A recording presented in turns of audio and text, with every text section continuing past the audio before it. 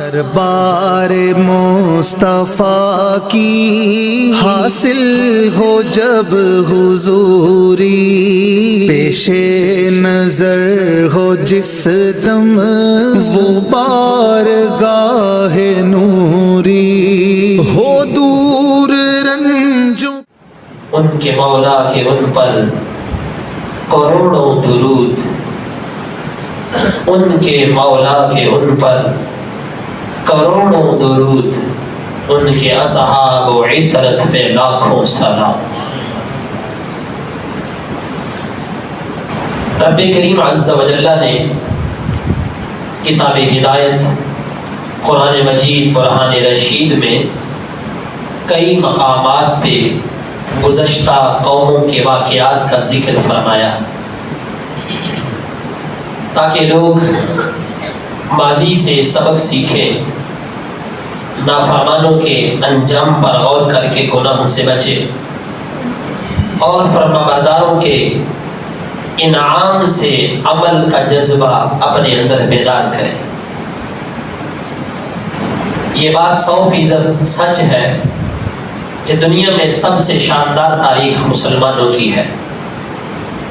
مسلمانوں کی تاریخ اتنی شاندار ہے کہ کسی بھی قوم کے سامنے یہ اپنے بزرگوں کے کارنامے اور ان کے واقعات فخر سے بیان کر سکتے ہیں، خصوصاً سرور عالم صلی اللہ علیہ وسلم کے اصحاب و عطرت، آپ کے اہل بیت کرام کے واقعات یہ اسلامی تاریخ کے ماتھے کا جھومر ہے۔ تاریخ کے مطالعہ سے گزشتہ ادوار میں بھی اور ہمارے اس دور میں بھی لوگ افراط و تفرید کا شکار ہیں، یعنی تاریخی حیثیت تاریخ کی اور شرعی حیثیت تاریخ کی، اس بارے میں بہت سارے لوگ کمی کا شکار ہیں، بہت سارے لوگ زیادتی کا شکار ہیں۔ کمی اور کوتاہی کس انداز میں ہے، یعنی تفرید اس انداز میں ہے، ہمارے بہت سے مسلمان بھائیوں کو اتنا بھی علم نہیں ہے کہ ہمارے رسول صلی اللہ علیہ وآلہ وسلم کے بعد پہلے خلیفہ، دوسرے، تیسرے اور چوتھے خلیفہ کون تھے، ایسے لوگ بھی، اور اگر معلوم ہے تو ان کی جو مدت خلافت ہے وہ کتنی ہے۔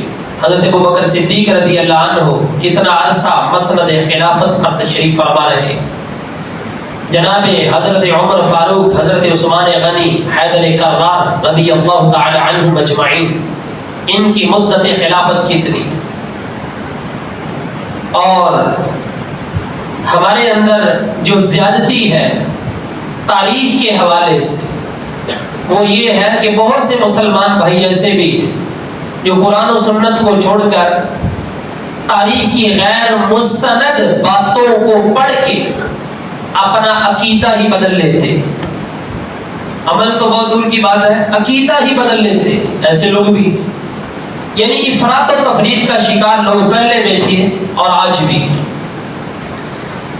آج کی اس خطبہ میں تاریخ کی اہمیت، اس کے فوائد اور اس کے تقاضے کیا ہے، یہ میں آپ کی گوش گزار کرنا چاہوں گا۔ قرآن مجید برہان رشید میں اللہ تعالیٰ نے سورہ ہود میں ارشاد فرمایا، وَكُلًّا نَقُصُّ عَلَيْكَ مِنْ أَنْبَاءِ الرُّسُلِ، اور ہم آپ کو رسولوں کی خبریں بیان فرماتے ہیں، مَا نُثَبِّتُ بِهِ فُؤَادَكَ، اس کے ذریعے سے ہم آپ کے دل کو تسکین دیتے، وَجَاءَكَ فِي هَذِهِ، ان قصوں میں، ان واقعات میں آپ کے پاس حق آیا، وَمَوْعِظَةٌ وَذِكْرَىٰ لِلْمُؤْمِنِينَ، ایمان والوں کے لیے نصیحت اور عبرت کا سامان بھی موجود ہے۔ اللہ تعالیٰ نے سورہ ہود میں اس آیت کا ذکر کر کے یہ بتا دیا کہ تاریخ کی ایک حیثیت ہے، اسی وجہ سے تو اللہ تعالیٰ نے بہت ساری قوموں کا ذکر قرآن کے اندر بیان کیا ہے۔ موسیٰ علیہ السلام کی قوم کا ذکر پڑھیں، لوط علیہ السلام کی قوم کو پڑھیں، جناب ابراہیم علیہ السلام کا ذکر پڑھیں، اور جس زمانے میں آپ مبعوث ہوئے ان لوگوں کا آپ کے ساتھ کیا سلوک تھا اس کو پڑھیں۔ شعیب علیہ السلام، ہود علیہ السلام، دیگر انبیاء کے واقعات کو پڑھیں تو پتہ یہ چلا تاریخ کا ایک اہم کردار ہے ہمارے اسلامی تاریخ کے اندر۔ یہی وجہ ہے کہ اللہ رب العزت نے ان کے واقعات کو قرآن کے اندر بیان کر کے لوگوں کے واسطے عبرت کا اور موعظت کا سامان بنا دیا ہے۔ سیدنا امام حسین رضی اللہ عنہ کے پیارے بیٹے حضرت امام زین العابدین رضی اللہ تعالی عنہ آپ خود فرماتے ہیں کہ تاریخ کے حوالے سے ہمارے گھر میں ہماری تربیت کس انداز میں تھی۔ البدایہ والنہایہ کی علامہ ابن کثیر دمشقی مصنف ہے، وہ لکھتے ہیں آپ نے فرمایا كنا نعلم مغازی النبی صلی اللہ علیہ وسلم، ہمیں نبی پاک علیہ السلام کے غزوات مبارکہ کے واقعات ایسے گھر میں سکھائے جاتے تھے كما نعلم السورۃ من القرآن، جیسے ہمیں گھروں میں قرآن سکھایا جاتا تھا۔ جیسے قرآن کی سورتیں سکھائی جاتی تھیں، ایسے ہی ہمیں گھروں کے اندر نبی پاک علیہ السلام کے غزوات کے واقعات یاد کروائے جاتے تھے، یعنی تاریخ یاد کروائی جاتی تھی باقاعدہ۔ اقبال رحمہ نے بھی ایک نظم میں نوجوانان اسلام کو اپنی تاریخ یاد کرنے کا کہا، اور اس نظم کا آغاز کچھ یوں کیا: کبھی اے نوجوان مسلم تدبر بھی کیا تم نے، وہ کیا گردوں تھا تو جس کا ہے ایک ٹوٹا ہوا تارا۔ یعنی یہ نوجوان مسلمان، کبھی تو نے غور و تفکر کیا ہے تو کس آسمان کا حصہ ہے؟ تجھے اس قوم نے پالا ہے آغوش محبت میں، کچل ڈالا تھا جس نے پاؤں میں تاج سرے ڈالا۔ تو ایسی قوم کے اندر رہا ہے اور تجھے ایسی قوم کی محبت ملی ہوئی ہے، تجھے ایسی قوم کے اندر پرورش پائی ہے جس نے بڑے بڑے بادشاہوں کے تاج اپنے قدموں کے نیچے رونق ڈالے۔ یہ مسلمانوں کی تاریخ ہے۔ بہرحال بات کرنے کا مقصد یہ ہے کہ تاریخ کے حوالے سے ہمیں افراط اور تفریط کا شکار نہیں ہونا چاہیے، کمی اور بیشی نہیں کرنی چاہیے۔ ہمیں چاہیے کہ زندگی کے ہر موڑ میں ہمارا جو آئیڈیل ہے وہ اللہ تبارک و تعالیٰ کا قرآن ہے، مصطفیٰ کریم علیہ السلام کا فرمان ہے۔ تاریخ پڑھے، اگر تاریخ قرآن کے مطابق ہے، قرآن سے ٹکراتی نہیں، تاریخ کو پڑھیے، اگر حدیث رسول صلی اللہ علیہ وسلم سے ٹکراتی نہیں ہے تو سالانکوں میں، اور اگر یہی تاریخ قرآن یا حدیث سے ٹکراتی ہے تو اس کو ردی کی ٹوکری کے اندر پھینک دیجیے، اس کا ہمارے ساتھ کوئی تعلق نہیں۔ اور یاد رکھنا، تاریخ کی ہر بات ہی صحیح ہو ایسا نہیں کہ ہر بات ہی صحیح۔ تاریخ یہ کیا ہے؟ یہ تاریخ اخبار کی مانند ہے، اس کے اندر بہت ساری خبریں جمع۔ تو آپ کو پتا خبروں کے اندر سچ بھی ہوتا ہے، جھوٹ بھی ہوتا ہے۔ پاکستانی صحافت کو لے لیجیے، الیکٹرانک میڈیا ہے، پرنٹ میڈیا ہے، کتنی خبریں یہ لوگ بغیر تحقیق کے اس کے اندر روزانہ شائع کرتے ہیں۔ کتنی خبریں ہوتی ہیں، جھوٹ بھی ہے سچ بھی۔ اگر کہیں کہ ساری اخبار سچ ہے تو یہ بھی جھوٹ ہے، اور اگر یہ کہیں کہ سب کچھ جھوٹ ہے یہ بھی غلط ہے، یعنی کہ بہم بہم ہے۔ تو ہر بات تاریخ کی سچی نہیں ہے، ہر بات تاریخ کی جھوٹی نہیں۔ اس حوالے سے ہمارے واسطے معیار اللہ تعالیٰ کا قرآن ہے، نبی پاک علیہ السلام کا فرمان۔ دوستو، جتنی بھی تاریخ ہے یہ قرآن و سنت کے تابع ہے۔ سیدنا عمران بن حسین ہیں، ایک موقع پر رسول اللہ صلی اللہ علیہ وسلم کا فرمان کسی کو سنا رہے تھے۔ وہ فرمان کیا تھا ذرا دیکھیے، ان لوگوں کے اندر نبی پاک علیہ السلام کے فرمان کی کیا قدر اور قیمت تھی، اور ان کے دل کے اندر اس کی حیثیت کتنی تھی۔ وہ تاریخ کو کچھ نہیں سمجھتے تھے۔ انہوں نے فرمان یہ بیان کیا، سرکار علیہ السلام نے فرمایا ہے الحیاء خیر کلہ، یہ مسلم شریف کے اندر بھی حدیث موجود ہے۔ حیا، شرم، حیادار ہونا، شرمیلا ہونا، یہ سارے کا سارا خیر ہے۔ یہ الحیاء کلہ خیر، یعنی حیات جتنی بھی ہے یہ ساری کی ساری بھلائی ہی ہے، خیر ہی خیر ہے، اس میں کوئی نقصان نہیں ہے، فائدہ ہی فائدہ۔ جس وقت آپ نے یہ بیان کیا ایک بندہ آپ کے قریب آیا، کہنے لگا دیکھیں بات یہ ہے ہم نے حکمت اور فلسفے کی کتابیں پڑھی ہیں، فلسفہ یہ کہتا ہے حیا کا فائدہ بھی ہے کچھ نقصان بھی۔ یہ وہ لوگ جو اپنے آپ کو مفکر کہتے ہیں نا، ساری زندگی کتابیں وہ دوسری پڑھتے رہتے ہیں، جس وقت ریٹائرڈ ہونے کے قریب آتے ہیں نا، پتہ کیا کرتے ہیں، وہ چند اسلامی کتابیں پکڑی اور پڑھ لی تو کہا نہیں جی ہمارے جیسا مفکر ہی کوئی نہیں، یہ اس جیسا آدمی تھا۔ عمران بن حسین کے سامنے کہنے لگا آپ نے یہ بات کہی ہے کہ حیا ساری کی ساری خیر ہے، لیکن فلسفہ یہ کہتا ہے اس میں کچھ خیر ہے اور کچھ نقصان بھی۔ راوی کہتے ہیں جس وقت یہ جملہ اس فلسفی سے حضرت عمران بن حسین نے سنا، غاضب عمران حتی احمرت عیناہ، غضبناک ہوئے یہاں تک کہ آنکھیں سرخ ہو گئیں، کہنے لگے الا ارانی احدثک عن رسول اللہ صلی اللہ علیہ وسلم وتعارض فیہ، میں تمہیں اللہ کے رسول کی حدیث سنا رہا ہوں اور تم مجھے واہیات فلسفے کی باتیں سنا رہا، تجھے شرم نہیں آتی؟ تجھے اللہ کے رسول کے فرمان کے سامنے فلسفے کی کیا حیثیت ہے، کیا حقیقت ہے؟ دوستو یہ وہ بات تھی جو ہمارے اکابر نے ہمیں سمجھائی ہے کہ رسول اللہ صلی اللہ علیہ وسلم کی باتیں سچی، رب کا قرآن سچا، دنیا کے جتنے بھی تجزیے ہیں جتنے بھی فلسفے ہیں وہ جھوٹے ہو سکتے ہیں، لیکن رب کے محبوب کا فرمان جھوٹا ہو سکتا۔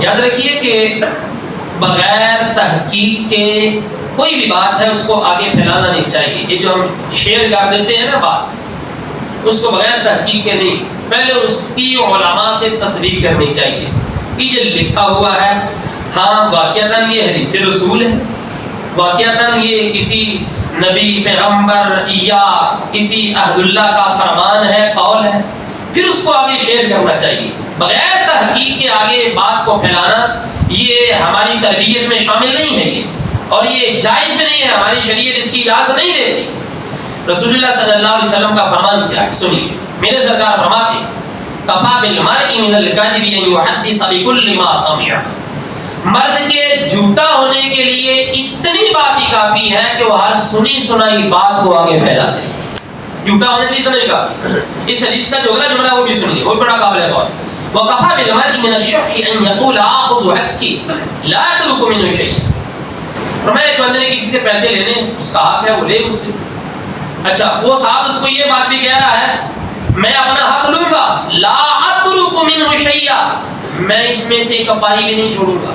میرے سرکار فرماتے ہیں اس طرح بندہ کہنے والا اس کا بخل بالکل واضح ہے، یعنی کسی بندے کے بخیل ہونے کے واسطے اتنا ہی کافی ہے کہ وہ یہ بات کہہ دے کہ میں کپائی بھی نہیں چھوڑوں گا، یہ بات ساتھ کہہ دے کہا کہ یہ بخیل آدمی، اس کی یہ نشانی ہے، علامت ہے اس کہ میں کپائی بھی نہیں چھوڑوں گا۔ ٹھیک ہے تجھے حق ملے گا، لیکن تو یہ لفظ تو نہ دوہرا، اپنے آپ کو بخیل ثابت تو نہ کر۔ اس حدیث کا جو پہلا جملہ ہے وہ یہ ہے کہ انسان کے واسطے جھوٹا ہونے کے لیے اتنا ہی کافی ہے کہ وہ ہر سنی سنائی بات کو آگے پھیلا دے، لہذا ہر سنی سنائی بات کو بغیر تحقیق کیے بغیر تفتیش کیے آگے پھیلانا نہیں چاہیے۔ یہ جو وقت جا رہا ہے یہ فتنوں کا دور ہے، یہ اور ان فتنوں سے بچنا سعادت مندی ہے۔ میرے سرکار صلی اللہ علیہ وسلم نے صدیوں پہلے فرمایا تھا، سنن نبی داؤد میں حدیث ہے، سرکار صلی اللہ علیہ وسلم نے فرمایا، سیدنا مقداد بن اسود کندی رضی اللہ عنہ نے قسم اٹھا کر یہ حضور کا فرمان بیان کیا، وہ کہتے سرکار کو میں نے فرماتے ہوئے سنا تھا، سرکار علیہ السلام نے فرمایا تھا ان السعید لمن جنب الفتنہ، ان السعید لمن جنب الفتنہ، ان السعید لمن جنب الفتنہ، 3 دفعہ یہ جملہ سرکار نے دہرایا، میں وہ بندہ بڑا ہی خوش قسمت ہے جس کو فتنوں سے بچا لیا گیا، بڑا ہی خوش قسمت ہے، بڑا سعادت مند ہے، خوش بخت ہے جس کو فتنوں سے دور کر دیا گیا۔ تو جو تاریخ کی باتیں ہوتی ہیں اس سے کوئی حکم شرع ثابت نہیں ہو سکتا کہ آپ حلال حرام اسے ثابت کر دیں، نہیں، اس سے آپ زیادہ سے زیادہ کسی چیز کا استحباب مستحب ہونا بہتر ہے، یہ چیز اچھی ہے یہ ثابت کر سکتے ہیں، یا کسی شخصیت کی فضیلت آپ اس سے ثابت کر سکتے ہیں، اور آپ کوئی کسی کی فضیلت بیان کرتے ہیں مثال کے طور پر کسی شخصیت کی، آگے سے اگلا بندہ کہتا مجھے بخاری کے اندر لکھا ہے. تو اس طرح کے جو بندے ہیں نا جو بات بات پہ بخاری کی رٹ لگاتے ہیں، یہ ذہنی مریض ہیں. ان کے ذہن کا قصور ہے، ان کے ذہن کا فضول ہے، ان کو علم ہی نہیں ہے. یہ سارا علم بخاری کے اندر نہیں. امام بخاری نے 7000 کچھ حدیثیں بخاری کے اندر لکھی ہیں، اور جنہوں نے لکھی ہیں ان سے پوچھو کہ ان کو کتنی حدیثیں یاد تھیں. امام بخاری کو کئی لاکھ حدیثیں یاد تھیں. میں ان کے بارے میں اقوال پڑھے ہیں. 3 لاکھ حدیثیں یاد تھیں، 7 لاکھ حدیثیں یاد تھیں. ان 7 لاکھ 3 لاکھ حدیثوں میں سے امام بخاری نے جو لکھی ہے حدیثیں وہ 7000 اور کچھ لکھی. کیا وہ جو انہوں نے نہیں لکھی وہ حدیثیں نہیں تھیں؟ وہ بھی حدیثیں تھیں. جو انہوں نے لکھ دی دوستو وہ بھی علم ہے، جو نہیں لکھی وہ بھی علم ہے. اور سارے کا سارا علم بخاری کے اندر ہی جمع ہو ایسا بھی نہیں ہے. اس وقت روئے زمین پر کم و بیش 140 کتاب 140 کتابیں حدیث کی موجود، 140 کتابیں کم و بیش. تو جو بندہ کہے نہیں کہ مجھے بخاری کے اندر ہی لکھا ہے اس کے علاوہ میں نہیں مانتا، تو ایسے بندے کو چاہیے کہ اپنی عقل کا علاج کرے. اس کو چاہیے کہ کچھ اور تفکر کرے کہ امام بخاری کے علاوہ بھی محدث گزرے ہیں. امام بخاری سے پہلے بھی لوگ گزرے ہیں جنہوں نے حدیث کی کتابیں لکھی. امام بخاری کے استاد بھی گزرے ہیں جنہوں نے حدیث کی کتابیں لکھی اور امام بخاری سے پہلے گزرے. اور پھر دیکھیے جو ہمارے مسلمات ہیں عقائد کے حوالے سے، تاریخ کے جلوکوں میں اگر ان چیزوں کو ہم دیکھیں، بہت سارے لوگ تاریخ پڑھتے ہیں. تاریخ پڑھ کے کوئی تو صحابہ کرام علیہم رضوان کے اوپر تبرہ کرتا ہے، کوئی تاریخ پڑھ کے اہل بیت کرام کے اوپر نعوذ باللہ انگلیاں اٹھانا شروع کر دیتا ہے. یہ تاریخ کے اندر ہی ہیر پھیر ہے کہ جن لوگوں نے یزید رحمت اللہ علیہ یہ کتاب لکھی، یہ تاریخ کا ہیر پھیر ہے. جس بندے نے یہ کتاب لکھی ہے سیدنا یزید رحمت اللہ علیہ، رشید ابن رشید کی کتاب لکھی گئی، اس کے اندر ساری منقبت یزید کی لکھی گئی. اس نے کہاں سے لکھا ہے یہ تاریخ کا ہیر پھیر ہے. اور جس بندے نے اسی تاریخ کو پڑھ کے سیدنا امام حسین رضی اللہ عنہ کو نعوذ باللہ باغی کہا، اس نے بھی تاریخ سے ہی اپنے آپ کو گمراہ کیا. تو تاریخ کی ہر بات اگر ہم یہ کہیں کہ سچی ہے تو یہ بات بالکل غلط ہے. تو تاریخی جھروکوں میں اصحاب کا، اہل بیت کرام کا ہمارے پاس کیا نظریہ ہے اور ہمیں قرآن و سنت سے ان کے بارے میں کیا نظریہ دیا گیا ہے، ہم ان کے بارے میں کیا عقیدہ رکھیں. میرے سرکار صلی اللہ علیہ وآلہ وسلم کی جتنی بھی حدیثیں ہیں اور قرآن کی جتنی بھی نصوص ہیں، تمام کا خلاصہ اور تمام کا نچوڑ یہ ہے کہ حضور سے نسبت رکھنے والا ایک ایک فرد قابل احترام ہے، قابل تعظیم ہے. ایک ایک فرد، چاہے وہ اہل بیت اطہار، چاہے وہ صحابہ کرام علیہم رضوان. ٹھیک ہے، تو لہذا ہم کسی کے اوپر بھی تبرہ نہیں کر سکتے. میرے سرکار صلی اللہ علیہ وآلہ وسلم نے ارشاد فرمایا، 2 حدیثیں سن لیجیے. یہ حدیث پاک جو ہے وہ صارم المسلول کے اندر بھی ذکر کی گئی، اور اس کے علاوہ کتب احادیث کے اندر بھی موجود ہے، اور جامع ترمذی کے اندر دوسری حدیث ہے. سرکار دو عالم صلی اللہ علیہ وآلہ وسلم نے فرمایا، ان اللہ اختارنی واختار لی صحابی و صحابی، بے شک اللہ تعالیٰ نے مخلوق کے اندر مجھے منتخب کیا، اور پھر واختار لی صحابی، مجھے منتخب کرنے کے بعد اللہ تعالیٰ نے میرے اصحاب کو اور میرے اصحاب یعنی میرے رشتہ داروں کو میرے واسطے منتخب کیا. اہل بیت اطہار، حضور کے اصحاب بھی اور حضور کے اہل بیت اطہار بھی، حضور کے لیے انتخاب اللہ تبارک و تعالیٰ کا ہے. اور پھر سرکار نے فرمایا، وَسَيَأْتِي قَوْمٌ يَسُبُّونَهُمْ، ایک قوم ایسی آئے گی، یسبونہم جو ان کو گالیاں بکے گی، وَيُبْغِضُونَهُمْ ان سے بغض رکھے گی، وَلَا تُجَالِسُوهُمْ وَلَا تُشَارِبُوهُمْ وَلَا تُوَاكِلُوهُمْ، لوگوں ان کے ساتھ مت بیٹھنا، ان کے ساتھ کھانا نہیں، ان کے ساتھ پینا نہیں، وَلَا تُنَاكِحُوهُمْ ایسے لوگوں کے ساتھ نکاح بھی نہیں کرنا، اور مر جائیں تو فَلَا تُصَلُّوا عَلَيْهِمْ ان کا جنازہ بھی نہیں پڑھنا، اور أَلَا فَلَا تُصَلُّوا مَعَهُمْ اور سن لو اگر یہ لوگ دعا مانگ رہے ہوں تو ان کی دعا میں شریک بھی نہیں ہونا.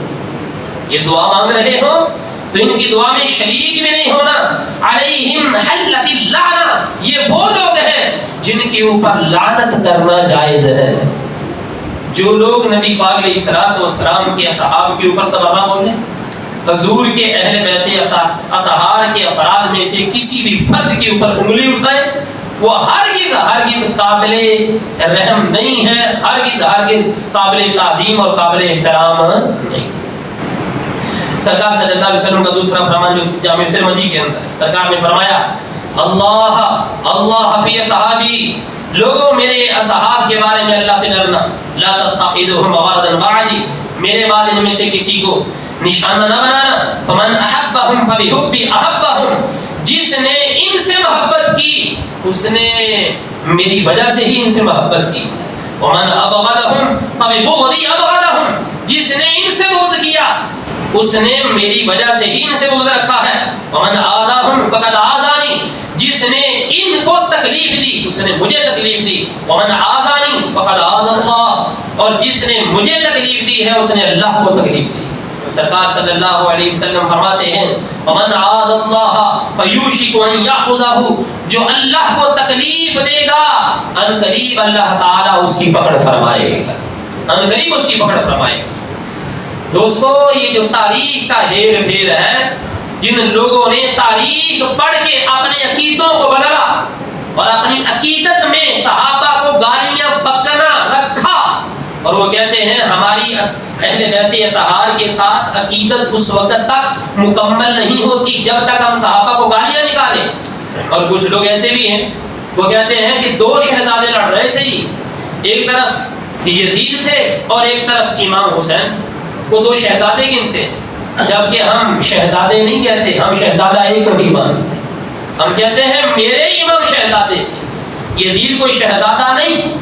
یزید جو ہے وہ کسی بھی حوالے سے اہل سنت کے اوراق پڑھ کر دیکھیے، اہل سنت کی تاریخ پڑھ کر دیکھیے، کسی بھی حوالے سے یزید قابل احترام یا قابل تعظیم نہیں. اور امام احمد بن حنبل آپ نے تو یہاں تک لکھا ہے، آپ فرماتے ہیں یہ جو یزید ہے اس کے اوپر ہر حوالے سے لعنت کرنا جائز، ہر حوالے سے.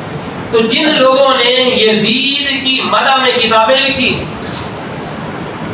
وہ وہی لوگ ہیں جو مسجدوں کے اندر نمازیں بھی پڑھتے ہیں، اذانیں بھی 5 وقت دیتے ہیں، قرآن کی رٹ بھی لگاتے ہیں، حدیثیں بھی لوگوں کو سناتے ہیں، یزید کی منقبت میں نعتیں بھی لکھ رہے ہیں. یزید کے بارے میں بہت سارے آثار اکٹھے کر کے لوگوں کو ثابت کرنا چاہتے ہیں. امام پاک باغی تھے اور یزید رحمۃ اللہ علیہ، نعوذ باللہ من تاریخ. یہ تاریخ کا ہیر پھیر ہے.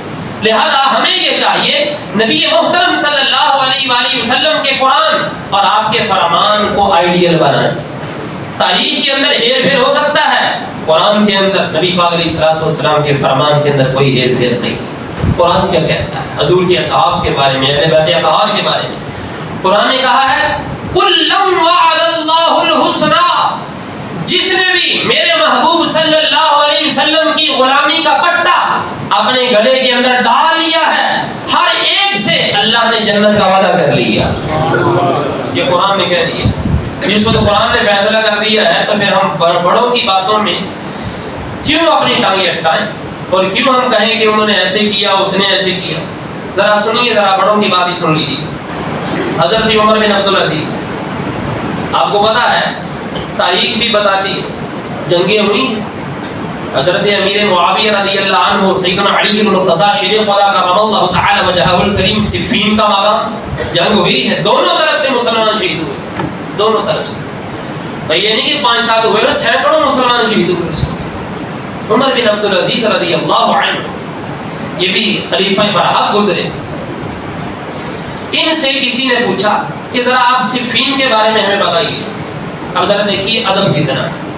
اب کہنے لگے تلک دماء طہر اللہ یدی منہا، یہ ایسا خون ہے کہ اللہ کے فضل سے میں اس خون ریزی میں شامل نہ ہوا. اس وقت تھے ہی کہ اللہ کا فضل ہوا کہ میں اس خون ریزی میں شامل نہ ہوا.